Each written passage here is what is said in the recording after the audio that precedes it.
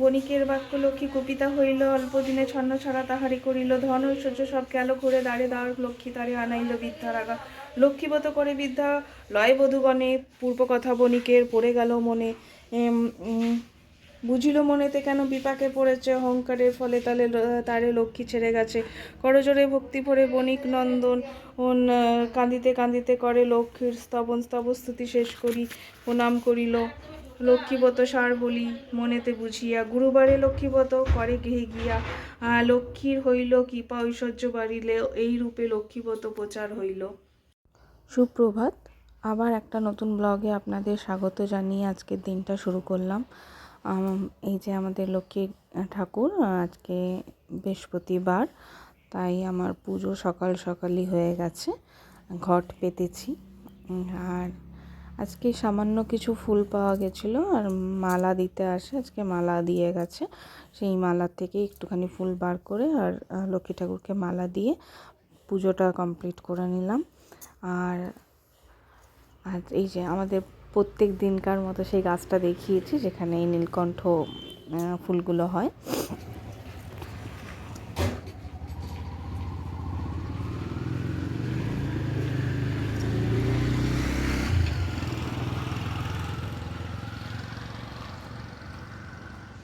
এলে নাকি? হ্যাঁ হ্যাঁ, শরীরটা ঠিক লাগছে? আরে কি হয়েছে দাদা? কাশি হয়ে যাচ্ছে। না, কাশি হয়ে যাচ্ছে? কই দেখি, আমার দিকে তাকাও একটু। নাক থেকে ফোঁটা পড়ছে গো। ঠিক আছে, তুমি ড্রেস ব্রেস ছেড়ে আসো।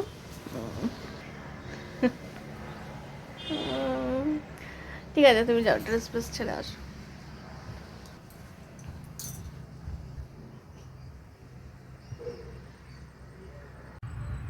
তো আজকে আমি আর রিক এসছি একটু রোদ পোয়াতে। ওর খুব ঠান্ডা লেগেছে, তা ওকে তেল টেল লাগিয়ে ভালো করে নিয়ে এসছি এখানে, এই যে রোদে বসাতে। দেখছো, ছোট মানুষ কিন্তু একদম অ্যাটিটিউড বড়দের মতো। বেশ ভালো লাগছে।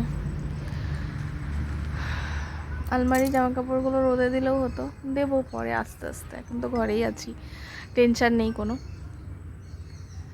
হ্যাঁ, এই বাড়িটাতে যারা থাকতো তারা চলে গেছে, তো চলে যাওয়ার জন্য এখন আমরা এই জায়গাটাতে, নাহলে ওই নর্মালি এই রাস্তাটাতে আমরা বসতাম। এখানে কেউ নেই, তাই আমরা এখানে বসেই রোদ পোয়াচ্ছি, বেশ ভাল লাগছে।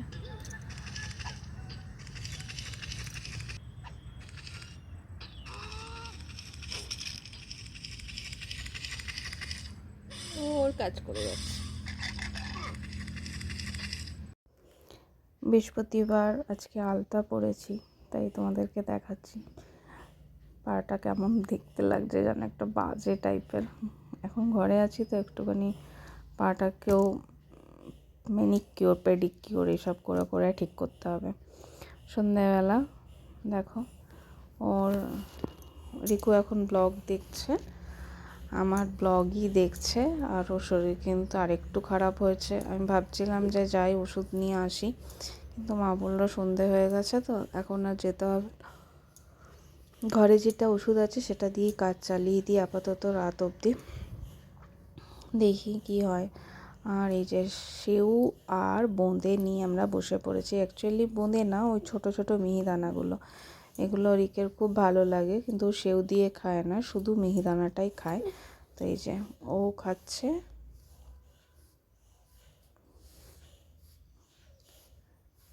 আর মাও খাচ্ছে, আর আমরা টিভি দেখছি সাথে।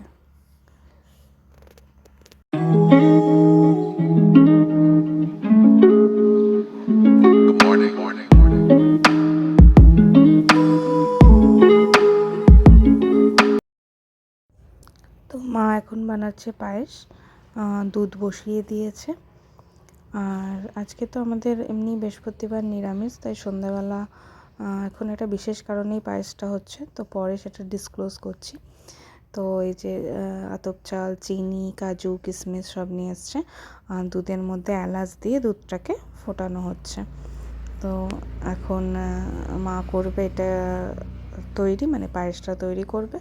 আর আমি ততক্ষণে একটু দেখুন রিককে বন্ধুরা, পড়িয়ে নিই। রিকু এখন আজকে বোর্ডে কি বানাচ্ছে দেখুন আপনারা।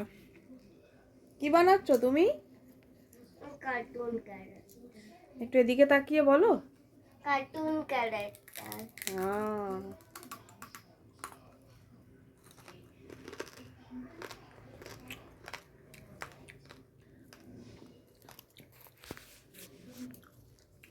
আমি খাচ্ছি পাপড়।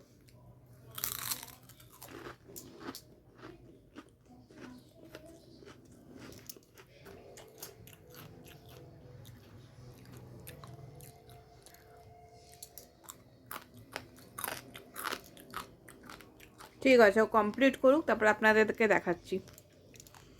দেখুন আয়ুষ কি বানিয়েছে। কি বানিয়েছো বাবা, একবার বলে দাও তো। ডোরেমন। এবার গানটা গিয়ে দাও, গানটা একবার গিয়ে দাও। জিন্দগি সবাদ नहीं बात আস্তে, খুব শরীর খারাপ। नहीं चमत्कार की प्रासा चमत्कार मैं करूँ आसमां को छू दूँ करूँ या हेलीकॉप्टर हा हा हा मैं उड़े उतरूँ तो आयुष दा বাহ, খুব সুন্দর হয়েছে।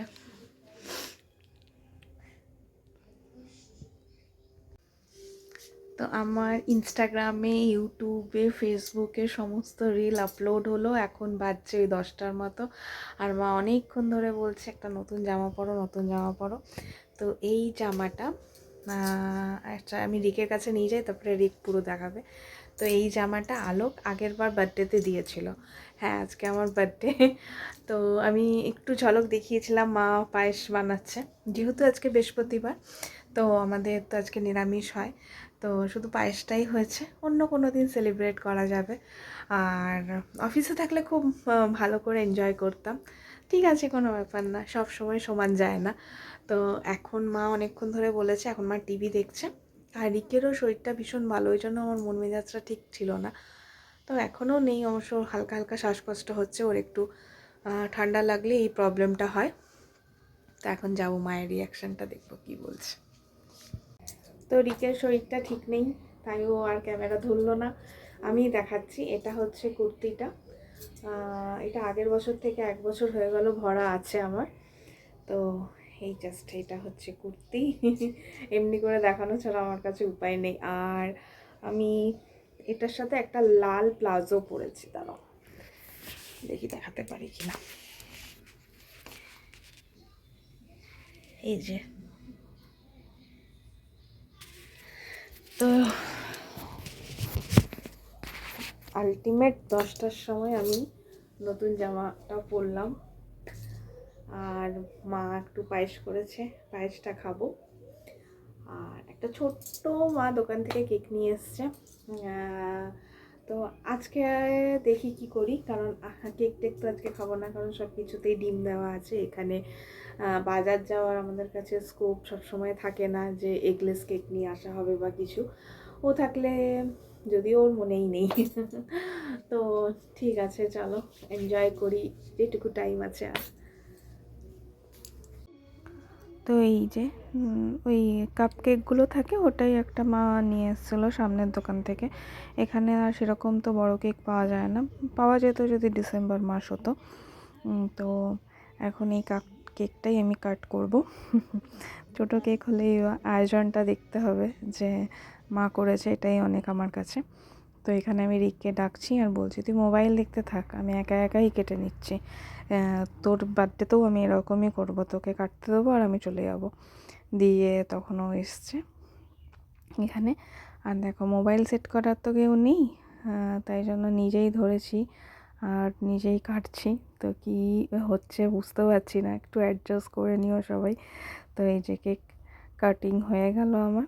আর এই যে রিক ক্ল্যাপ করছিল, ওখানেই বোঝা যাচ্ছিলো যে ও উইশ করছে।